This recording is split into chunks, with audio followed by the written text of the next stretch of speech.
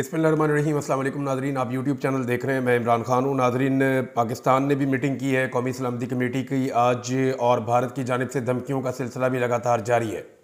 क्या भारत पाकिस्तान के ऊपर एक सर्जिकल स्ट्राइक करने जा रहा है, या भारत अपनी को फ़ौजी कार्रवाई करेगा? सादा अल्फाज में, क्या वो अपनी एयरफोर्स को इस्तेमाल करेगा, नेवी को इस्तेमाल करेगा, या वो अपनी ज़मीनी अफवाज को इस्तेमाल करेगा?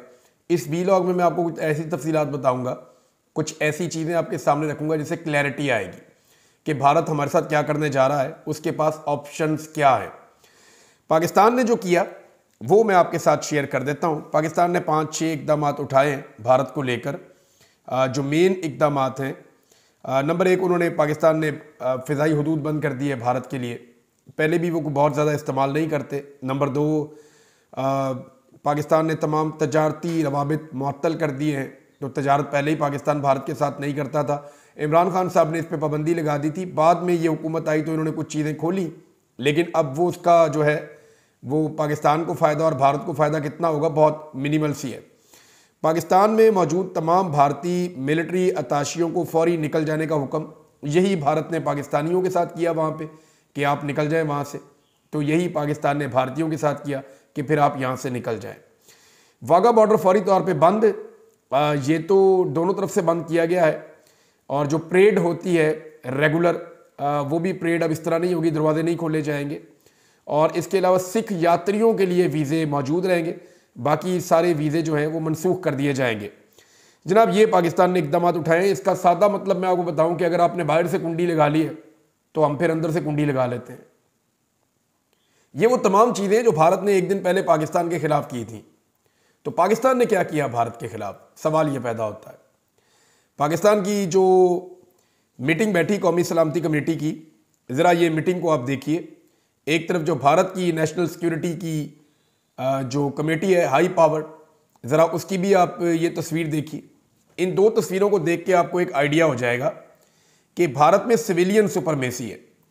वहाँ पे जो फैसले हैं वो अवाम के मुंतखब नुमाइंदे करते हैं भारत में, जबकि पाकिस्तान में जो फैसले हैं वो पाकिस्तान की मिलिट्री करती है, मिलिट्री एस्टेब्लिशमेंट करती है। अगर आप ये तस्वीरें देखें तो यहाँ पाकिस्तान वाली साइड पे 2, 4, 5, 6 लोग ऐसे हैं जो यूनिफॉर्म में बैठे हुए हैं इस मीटिंग में, जबकि अगर आप भारत वाली साइड पे देखें तो वहाँ पे एक भी शख्स यूनिफॉर्म में नहीं बैठा हुआ। ये सारे सिविलियंस हैं और पुराने सियासतदान हैं, जिनमें आपको अमित शाह नज़र आ रहे हैं, नरेंद्र मोदी सामने आपको नज़र आ रहे हैं, बाकी उनके कुछ कैबिनेट के लोग हैं, और ये लोग फैसला कर रहे हैं कि उनका मुल्क क्या करेगा।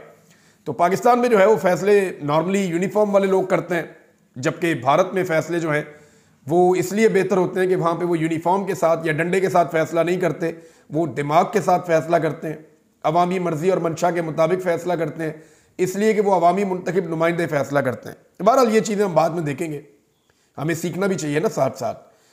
तो अब नाजरीन, भारतीय हुकूमत ने बहुत संगीन इल्ज़ाम पाकिस्तान के ऊपर लगाए। उन्होंने पाकिस्तान का, नरेंद्र मोदी ने बराह रास्त नाम तो नहीं लिया, लेकिन वो ये कहते हैं कि वो निशान इबरत बनाएंगे, और वो अपने अल्फाज में बार बार धमकियां लगा रहे हैं। उनकी हुकूमत के किसी बड़े आदमी ने पाकिस्तान का नाम नहीं लिया, लेकिन जितनी उन्होंने कार्रवाइयाँ की हैं या जो इकदाम उठाए हैं वो पाकिस्तान के खिलाफ उठाए हैं। इससे ये पता चलता है कि भारत इस बात पर ज़हनी तौर पर पूरी तरह आमादा है कि उसने इस मामले को पाकिस्तान के खाते में डालना है और पाकिस्तान के खिलाफ कार्रवाई करनी है। क्या भारत कोई बड़ी कार्रवाई करने जा रहा है, ये है सबसे बड़ा सवाल। पाकिस्तान ने एक और काम किया, पाकिस्तान ने नाज़मुल उमूर को तलब किया भारतीय, और उन्हें एहतजाजी मुरासला भी थमा दिया कि जनाब, आपके मुल्क ने जो सिंतास मुआहदे की खिलाफ वर्जी की और जो चीज़ें वो कर रहे हैं कि मुआहदा हम ख़त्म कर रहे हैं, इसके ऊपर हम एहतजाज करते हैं, और एहतजाजी मुरासला उनको, इसको डिमार्च कहते हैं। तो भारतीय जो नाज़मुल उमूर है उनकी तलबी की गई और उनके साथ ये किया गया। अब भारतीय बयानिए को शिकस्त देने के लिए जो शक्लें बिठाई गई वो सारी शिकस्त खुर्दा शक्लें हैं। यानी ये वो सारे लोग हैं जो इलेक्शन हार चुके, जिन्हें इलेक्शन के अंदर जीतना नसीब ही नहीं हुआ, और ये सारे लोग बिठाकर पाकिस्तान ये बयानिया बना रहा है कि ये जनाब भारत के बयानिए को शिकस्त देंगे। हालांकि ये अपनी इलेक्शन के अंदर शिकस्त खा चुके हैं। ये तो पाकिस्तान के अंदर शिकस्त खाए हुए लोग हैं, इनकी शिकस्त खुर्दा शक्लें हैं, और इनके ज़रिए से भारतीय बयानिए को शिकस्त दी जाएगी। बहरहाल कुछ भी कर सकते हैं। पाकिस्तान में वैसे ही माहौल भी यही चल रहा है, जिसका जो दिल करता है जिसको जहां मर्जी लगा दिया जाता है। क्या भारत पाकिस्तान के ऊपर एक अटैक करेगा? यह है ना सबसे बड़ा सवाल। तो इस सवाल का जो सादा सा जवाब है वो ये है कि भारत ने जो करना था ना वो उसने कर दिया। भारत की एक बहुत पुरानी ख्वाहिश थी कि वो पाकिस्तान को बंजर करेगा। देखिए, भारत और पाकिस्तान दो ऐसे मुल्क हैं कि जिनकी सरहद एक दूसरे के साथ मिलती है, और जो बुलंद इलाके हैं, जो हाइट वाले एरियाज हैं, वो भारत के पास है। चाहे वो आप सियाचिन में चले जाएं, वहां पे जो बुलंदी वाले एरियाज हैं, बड़े ग्लेशियर्स हैं, उनके ऊपर भारत ने कब्जा कर लिया, पहले पाकिस्तान के पास था। आप कारगिल साइड पे चले जाएं, वहां पे चोटियां भारत के पास हैं, कंट्रोल उनके पास है। इसी तरह जो मकबूजा कश्मीर है उसका एक बड़ा हिस्सा जो है वो भारत के पास है। बड़ा हिस्सा बोलें तो ज्यादातर मकबूजा कश्मीर भारत के पास है, हमारे पास तो बहुत थोड़ा सा आजाद कश्मीर है। तो जितना भी ग्लेशियर पिघलता है या पानी का जो फ्लो है जो यहां से शुरू होता है वो भारत के पास है, वो सारे एरियाज। अब हुआ ये था कि हमने ये मुआहदा कर लिया था कि आप ऊपर वाले एरियाज में पानी को नहीं रोकेंगे, आप पानी को आने देंगे पाकिस्तान में, ताकि हम अपनी फसलें उगा लें, और जो नीचे वाले एरियाज हैं वो पानी आप ले लें, वो पानी आपका हो गया, चाहे वो राबी है, चाहे वो सतलुज है, चाहे वो ब्यास है, ये आप ले लें। लेकिन झेलम, चनाब और सिंध हमारा, ये हमारा उनके साथ तय हो गया और भारत ने इसके ऊपर एग्रीमेंट पे साइन कर लिए थे। ये है सिंध-तास मुआहदा। अब हुआ ये कि 3 दरिया तो भारत ने कर दिए खुश्क। उन्होंने इतने डैम बनाए, इतने डैम बनाए, ये तो हमें नहीं तौफीक हुई बनाने की, हम हर साल पानी ज़ाया करते हैं। भारत ने बहुत डैम बनाए, सैकड़ों डैम बनाए उन्होंने, बड़े छोटे। तो उन्होंने वो 3 दरिया हमारे खुश्क कर दिए। उसके बाद वो झेलम और चनाब के पीछे पड़ गए, वहां भी उन्होंने बेड़ा गर्क कर दिया। अब रह गया सिंध। क्या वो सिंध का पानी रोक सकते हैं? देखिए, दरिया सिंध का जो कैशमेंट एरिया है या जहां से ये पानी आता है, कुछ काबुल साइड से भी आता है, वहां पे भी इंडिया एक डैम बना रहा है। यानी दरिया काबुल के ऊपर इंडिया एक डैम जो है वो अफगानिस्तान में भी बना रहा है। वहां पे भी ये इन्वेस्टमेंट कर रहे हैं कि दरिया सिंध का पानी रुक जाए। अगर दरिया सिंध के पानी को कम करने में भारत कामयाब हो जाता है तो उन्होंने वो हासिल कर लिया जो वो किसी जंग के साथ हासिल नहीं कर सकते। पाकिस्तान को बंजर करना, पाकिस्तानियों को प्यासा मारना, पाकिस्तानियों को अपनी ग़िज़ाई ज़रूरत के लिए दुनिया के सामने हाथ फैलाने पर मजबूर करना, यह है भारत का एजेंडा। पाकिस्तानी फौजियों से लड़के भारत को क्या मिलेगा? हमारे फौजी तो वैसे भी शहीद होते रहते हैं, तो भारत अपने फौजी क्यों मरवाएगा हमारे साथ लड़ाई करके? भारत इस लड़ाई को बगैर लड़ाई के जीतना चाहता है। आपको इंदिरा गांधी की बात याद है? भारत ने एक कल्चर की यरगाल की थी पाकिस्तान के ऊपर कि हम अपना कल्चर पाकिस्तान में ले जाएंगे, अपनी फिल्म के जरिए, अपने ड्रामा के जरिए हम अपना कल्चर लेकर जाएंगे पाकिस्तान में। फिर अब जो है वो उनका एक बड़ा पुराना एक ख्वाब है। भारत ने इसके ऊपर, उनके थिंक टैंक्स अक्सर बात करते रहते हैं, पाकिस्तानी थिंक टैंक भी इसके ऊपर बात करते रहते हैं, जितने लोग समझते हैं दिफाई तज्जियाकार कि आखिरी लड़ाई अगर पाकिस्तान की होनी है भारत के साथ तो वो पानी के मसले के ऊपर होगी, क्योंकि पानी का मसला एक ऐसा मसला है जो दोनों मुल्कों के दरमियान शिद्दत इख्तियार कर जाएगा। 25 करोड़ पाकिस्तानी है, इनकी खुराक का बंदोबस्त करना है, बगैर पानी के ये हो ही नहीं सकता। हम जनाब चोलिस्तान के अंदर नहरें निकाल रहे हैं, धड़ाधड़ काम कर रहे हैं, वो पानी कहां से आएगा? दरिया सिंध का जो बड़ा एरिया है उसके अंदर पानी पाकिस्तान से ही आता है, लेकिन हमारा जो ग्लेशियर है वो भी बड़ी तेजी से पिघल रहा है। एक क्लाइमेट चेंज आ रहा है, या तो सैलाब आता है या बिल्कुल खुश्क साली होती है। तो पाकिस्तान के लिए ये अच्छी खबर नहीं है। भारत को कोई जंग लड़ने की जरूरत नहीं है। प्रैक्टिकली मैं आपको बताऊं, अगर ये एक फॉल्स फ्लैग ऑपरेशन है, क्योंकि इसके ऊपर इंक्वायरी होनी है, भारत ने अभी तक पाकिस्तान को कोई सबूत नहीं दिए, तो हम ये इसके ऊपर ये बयानियां रखेंगे कि ये अभी तक कंफर्म नहीं है कि ये किसने किया है। ये तो सिर्फ भारत का इल्जाम है ना कि पाकिस्तान ने किया है, साबित तो नहीं किया जा सका। या तो साबित करें कि पाकिस्तान ने किया है, तो इल्जाम लगाने से तो कुछ नहीं होता। लेकिन इस इंसिडेंट के बाद भारत ने अपना वो टारगेट अचीव किया है जो भारत पिछले 70 साल में नहीं कर सका, कि पाकिस्तान का पानी रोक दो। आज भारत की मईशत पाकिस्तान से बेहतर है, आलमी सतह पे उसके ताल्लुकात पाकिस्तान से बेहतर है, और जनरल बाजवा के बकौल भारत की जो फौजी कुव्वत है वो भी पाकिस्तान से बेहतर है। लेकिन पाकिस्तानी अवाम के अंदर जो लड़ाई का एक जज्बा मौजूद है, जिस तरह पाकिस्तानी कौम ने दहशतगर्दी की अफरियत को शिकस्त दी है, ये चीज़ भारत के पास लैक करती है। यहां पे जरा ये डिफरेंस है, और ये बहुत बड़ा डिफरेंस है अगर आप समझे तो। यानी दुनिया भर की फौजें आ गई थी वहां पे, अमेरिका में, अमेरिका भी आ गया, सारे आ गए अफगानिस्तान में। तो अफगानी नहीं हारे ना, जहां अवाम लड़ पड़े ना वहां पे कोई भी ताकत जीत नहीं सकती। ये बात भारत भी जानते हैं, सब जानते हैं। तो यहां शिकस्त देने के लिए वो कोई फौजी लड़ाई नहीं लड़ेंगे आपसे, उन्होंने जो करना था वो कर लिया। भारत ने जो सर्जिकल स्ट्राइक करनी थी पाकिस्तान के ऊपर वो कर चुका है। उन्होंने पाकिस्तान के पानी को रोकने का ऐलान कर दिया और यही ऐलान जंग है। अब उन्हें गोली चलाने की जरूरत नहीं है, बम गिराने की जरूरत नहीं है, उन्हें तैयारे उड़ाने की जरूरत नहीं है, कोई वॉर स्ट्रेटेजी बनाने की जरूरत नहीं है। उन्होंने सिर्फ आपका पानी रोकना है और आपकी तबाही हो जाएगी। यानी आपके लोग जो है वो खुराक के लिए तरसेंगे, आपके लोग जो है वो पानी के लिए तरसेंगे। मेरी बातें सुन के आपको इस वक्त थोड़ा अजीब लग रहा होगा कि जनाब हमारे नलके में तो पानी आ रहा है। जब आपके नलके में पानी आ रहा है, आपके शावर में पानी आ रहा है, तो आपको अभी इसकी फिक्र नहीं आएगी, लेकिन आने वाले सालों में आपको अंदाजा हो जाएगा। यानी आप पूछे ना चोलिस्तान में जो लोग रहते हैं उनसे जाकर, जो लोग दरियाए ब्यास के किनारे रहते थे उनसे पूछे कि यहां पे कभी दरिया होता था। आज की नस्लों को वो रास्ते भूल गए जहां से पानी गुजरता था। जो लोग दरियाए सतलुज के किनारे रहते हैं उनसे जाकर पूछेंगे यहां कभी पानी आता था, वो बताएंगे जी कभी सैलाब आता है इंडिया में तो वो पानी छोड़ते हैं, अदरवाइज तो हमें तो पानी का रास्ता भी नहीं पता। आप दरियाए रावी के किनारे रहने वालों से पूछे, वो एक नाला बन चुका है। हम अपनी जरूरत का पानी उसके अंदर फ्लो करते हैं थोड़ा सा बाकी दरियाओं से, लेकिन जिन दरियाओं से हम पानी को रावी में लेकर जाते हैं वो दरिया भी अब खुश्क हो रहे हैं। उसकी वजह क्या है कि भारत पानी रोक रहा है। अगर दरियाए सिंध, दरियाए चनाब और दरियाए जो झेलम है, इनके ऊपर अगर भारत अपनी मनमानी करता है तो उसे पाकिस्तान के साथ किसी किस्म की कोई भी जंग लड़ने की जरूरत नहीं है। ये भारत ने जो करना था हमला, भारत ने वो हमला कर दिया है और अब पाकिस्तान का मसला है कि पाकिस्तान इसका जवाब कैसे देता है। देखिए सवाल यह है कि क्या पाकिस्तान जो भारत डैम्स बना रहा है या रुकावटें खड़ी कर रहा है पानी के रास्ते में, पाकिस्तान उन रुकावटों को हटा सकता है? अब अगर अक़वाम मुत्तहिदा जाके आप कहेंगे वहां से कि वो रुकावटें हटा दे तो वो तो नहीं हटा सकते। आप वर्ल्ड बैंक को जाकर कहेंगे तो वो तो नहीं हटा सकते। ये तो आपको अपने जोरे बाजू से हटाना पड़ेगा, क्योंकि जितनी मरतबा भी भारत और पाकिस्तान किसी भी मसले को लेकर आलमी सतह पे गए हैं, हमेशा भारत का फायदा हुआ है, पाकिस्तान का फायदा नहीं हुआ। क्योंकि दुनिया भारत को एक बड़ी मार्केट के तौर पे देखती है और भारत ने अपने आप को मार्केट किया भी बहुत अच्छा है। उनका एक बड़ा सॉफ्ट इमेज है, वो तो पूरी दुनिया के अंदर लेकर जाते हैं अपने कल्चर के साथ, अपने लोगों के साथ। तो वो बड़े तरीके से भारत ने आहिस्ता आहिस्ता दुनिया की मार्केट को, दुनिया की दूसरी सबसे बड़ी आबादी भी है ना, तो उन्होंने कैप्चर किया है, दुनिया को अपने साथ जोड़ा है। बड़ा स्मार्टली उन्होंने ये खेल खेला है गुज़िश्ता 5-6 दहाइयों में। जबकि पाकिस्तान जो है वो, हम मशहूर किस बात पे, अभी हमने शरीफुल्लाह पकड़ के हवाले किया अमेरिका के कि जनाब इसने आपके फौजी मारे हुए हैं, हम पकड़ के आपको दे रहे हैं। हम जंगों के लिए, लड़ाइयों के लिए, झगड़ों के लिए, दहशतगर्दी के लिए, इन मामलात के लिए मशहूर है। हमारे आर्मी चीफ का आज भी स्टेटमेंट क्या है, आप थोड़े दिन पहले का उनका स्टेटमेंट उठा के देखें, उसको भारत हमारे खिलाफ इस्तेमाल कर रहा है।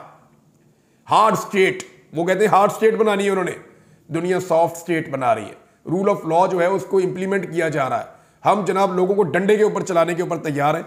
ये जनाब पाकिस्तान की सूरत हाल है। अब एक और बात उठाई गई इन्हीं सियासतदानों की जानिब से कि जनाब अभिनंदन को फौरन इमरान खान ने वापस कर दिया था, आज वो नहीं है, अब पकड़ लेंगे तो ये करेंगे वो करेंगे। भाई मैं पूरी कहानी सुना देता हूं। मैंने ये बात बतानी नहीं थी, लेकिन क्योंकि कैदी नंबर 804 जेल में है, वो जब आएगा तो उससे तस्दीक कर देना कि अभिनंदन के मामले में हुआ क्या था। ये जब भारत ने पाकिस्तान के अंदर एक एरियल स्ट्राइक किया था फॉल्स फ्लैग ऑपरेशन के बाद, तो उस वक्त मुबैना तौर पे पाकिस्तान की जो मिलिट्री एस्टेब्लिशमेंट थी उसको अंदाजा था कि भारत ऐसा करेगा। पाकिस्तान ने उस वक्त जवाब नहीं दिया, लेकिन जब सिविलियन क़यादत इमरान खान साहब की गवर्नमेंट थी, इन्होंने बहुत दबाव बढ़ाया, तो फिर एयरफोर्स के जरिए से पाकिस्तान ने एक कार्रवाई की। लेकिन यह तय किया गया कि भारत का नुकसान नहीं करेंगे, सिर्फ उन्हें डराएंगे या उन्हें बताएंगे कि हम भी मौजूद हैं। तो पाकिस्तान एयरफोर्स जो है वो वहां पे जाती है, इंडियन तैयारे पीछे आते हैं, 2 इंडियन तैयारे गिर गए, अभिनंदन गिरफ्तार हो गया और दैट इज फैंटास्टिक वाला सारा मामला हो गया। अब इसके बाद जो हुआ ये बहुत लोगों को नहीं पता, इस बात का आइडिया नहीं है। और मुझे कुछ अरसा पहले ये सारी कहानी पता चली, क्योंकि जो लोग सुन रहे थे उन्होंने मुझे बताई। जनरल बाजवा उस वक्त तशरीफ ले आए कौमी असम्बली में, और स्पीकर का, ये 2 ऑफिस होते हैं ऊपर और नीचे, स्पीकर के एक ऑफिस में वो मौजूद थे और नहायत परेशान थे। एनी शाहिदीन का कहना है कि उस दिन जो सियासी क़यादत है उससे ज़्यादा मिलिट्री क़यादत परेशान थी, यानी कि जनरल बाजवा। और शाह महमूद कुरैशी साहब को कह रहे थे कि अमरीकी हम मनसब से रब्ता करें।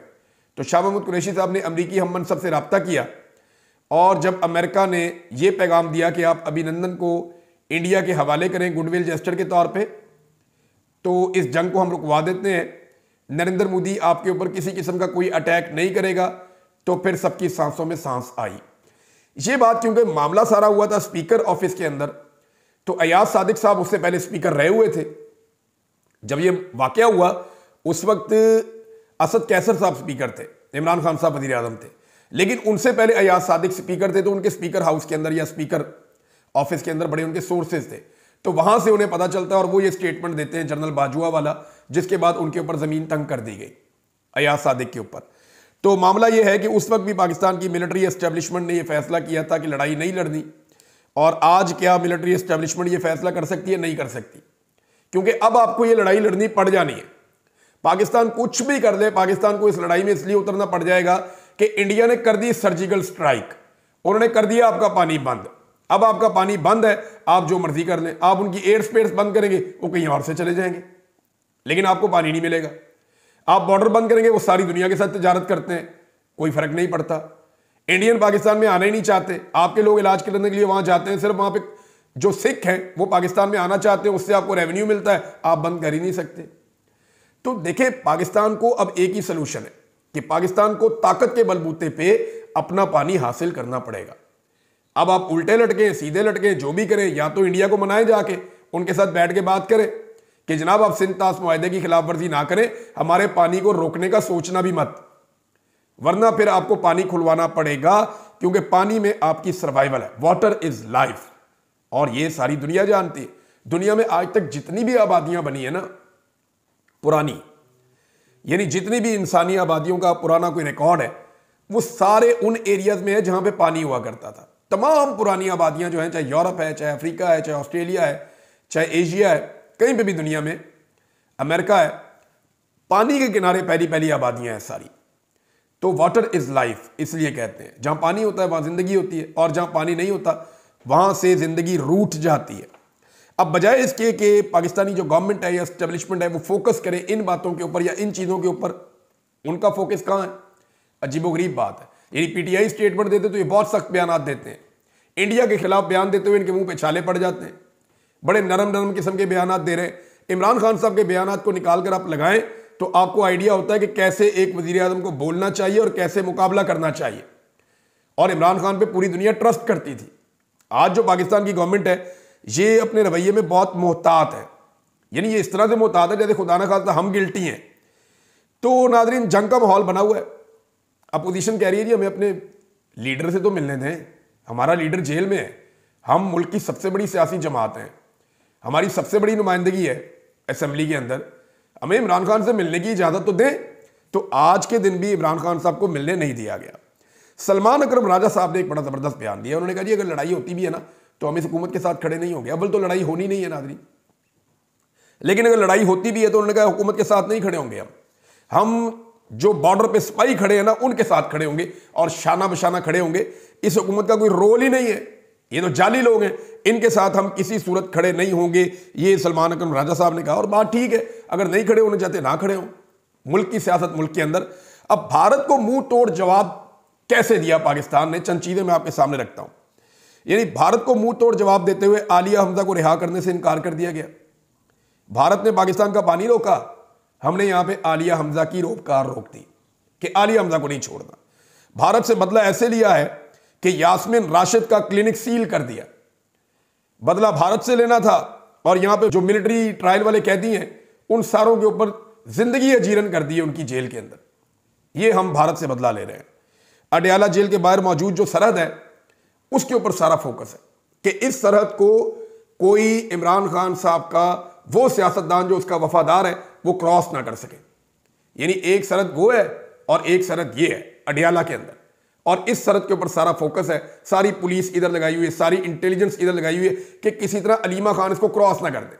और अदालत के अंदर क्या हुआ, मैं हैरान हूं कि एक फाइल के पीछे पीछे अपोजिशन लीडर भी भाग रहा है, कौमी असेंबली में सेनेट का अपोजिशन लीडर भी भाग रहा है, पॉलिटिकल पार्टी है सबसे बड़ी पाकिस्तान की, उसकी सारी क़यादत भाग रही है, साबिक वज़ीर आज़म की बहनें भाग रही है एक फाइल के पीछे। और फाइल में है क्या कि साबिक वज़ीर आज़म से मुलाकात करवानी और तौहीन अदालत का मामला है।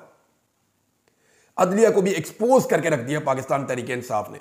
शाबाशा कैदी नंबर 804 को, पूरे निजाम को नंगा कर दिया उसने। निजाम का एक एक पुर्जा नंगा करके रख दिया कि ये देखो ये हालात है। वहां पे चीफ जस्टिस जो कायम मकाम है सरफराज डोगर साहब और जस्टिस मिनहाज साहब, ये दो जजेस वहां पे मौजूद हैं। और जजेस जो हैं वो बेचारे कैसे सामना करें इन लोगों का। अब कभी फाइल क्लर्क लेके उधर भाग जाता है, कभी उधर भाग जाता है, वो पीछे पीछे फाइल के पाकिस्तान तहरीक इंसाफ की लीडरशिप जा रही है। ये चल रहा है इस मुल्क में, जिसको एक बहुत बड़ा मुल्क धमकी दे रहा है, हमला करने की बात कर रहा है। उस मुल्क के करोड़ों लोगों का पानी रोक दिया गया है और उस मुल्क की एजेंसियां काम क्या कर रही हैं कि ये फाइल हमने जो है आज जाने नहीं देनी जज के सामने, क्योंकि जज के सामने जाएगी, जज तौहीन अदालत लगाने पे मजबूर हो जाएगा और इमरान खान साहब से उन लोगों की मुलाकात हो जाएगी जिनकी नहीं करवानी। ये है नाजरीन पाकिस्तान के अंदर सूरत हाल। अब इस सूरत हाल के ऊपर ना कोई मुझे हुब्बुल वतनी का भाषण ना दे, कोई नहीं होनी लड़ाई लड़ुई, जो इंडिया ने करना था वो कर लिया है। अगर उन्होंने कोई छोटा मोटा तमाशा करना हुआ वो करेंगे। दोनों मुल्क एटमी मुल्क है, कोई बेवकूफ़ी नहीं करेगा यहाँ बड़ी जंग करने की। लेकिन अगर हो भी जाए तो फौजें होती ही जंग के लिए, जब लड़ाई होगी तब पता चलेगा कौन कहाँ खड़ा है और कौन कितना बहादुर है और कौन कितना मुकाबला कर सकता है। ये हुब्बुल वतनी का भाषण मुझे कोई ना दे, क्योंकि इसी मुल्क के लिए मैं कई दफ़ा मरते मरते बचाऊं, जख्मी होकर अस्पतालों में पहुंचाऊं, आज हिजरत करके यहाँ दयारे गैर में हूं, सिर्फ इसी मुल्क के लिए हूं और कोई वजह नहीं है। लिहाजा ये हुकूमत अपना किबला दुरुस्त करे, एस्टेब्लिशमेंट जो है वो इमरान खान साहब से जाके माफ़ी मांगे, क्योंकि वही एक आदमी है जो इस वक्त ना सिर्फ पाकिस्तानियों को इकट्ठा कर सकता है बल्कि आलमी सतह पे पाकिस्तान का मुकदमा बेहतरीन अंदाज में लड़ सकता है। ये शिकस्त खोरदा शक्लें, ये लोग ये पाकिस्तान का मुकदमा आलमी सतह पे जाके लड़ेंगे, सवाल ही पैदा नहीं होता। ये कुछ भी नहीं कर सकेंगे, उल्टा पाकिस्तान का नुकसान कर देंगे। अब तक के लिए इतने, अपना ख्याल रखिएगा, अपने इस चैनल का भी। अल्लाह हाफिज़।